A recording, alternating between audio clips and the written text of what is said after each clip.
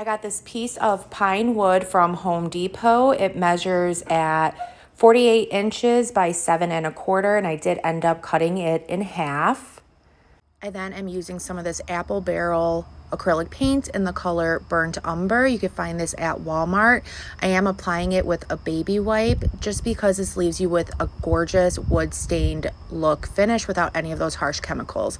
So I did trace out a gnome, sunflower, and a pumpkin using a piece of chalk. I recommend doing this. It just makes it so much easier to trace it ahead of time and then go in with the paint.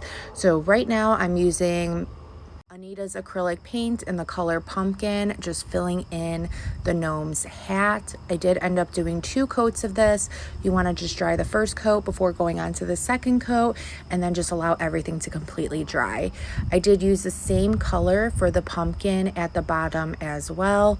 Again, 2 coats the better, just for fuller coverage, and then allow that all to completely dry before going on to the next color.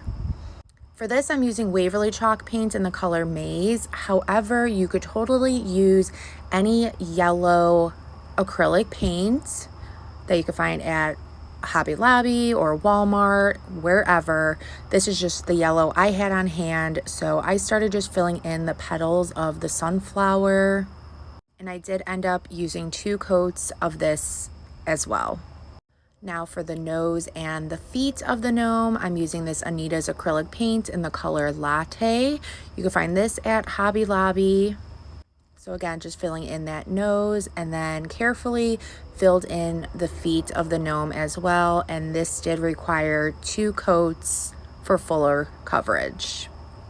And just allow everything to completely dry. You're going to see in a second my concentration when doing the little toesies on the feet. So now for the inside of the sunflower, just using some more of that Burnt Umber acrylic paint. And then along the edge, I just did a dabbing motion just to make it look a little bit more realistic. And then for the gnome's beard, I'm just using some regular white acrylic paint, and then just carefully painted that on, going around all the other edges of the pumpkin and the toes and feet of the gnome. Just try to be careful and not get it mixed in with another part of the gnome. This required 2 coats as well.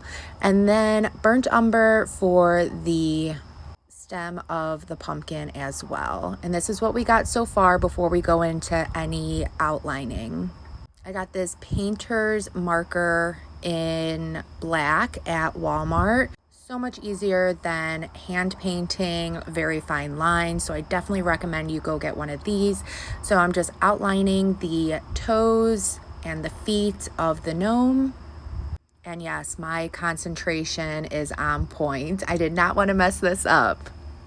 And guys, I just want to remind you, I am not a painter. I just wanted to have fun with this. And as always, it's always great to inspire you guys to create this yourself. So I just continue outlining the gnome and outlining the pumpkin.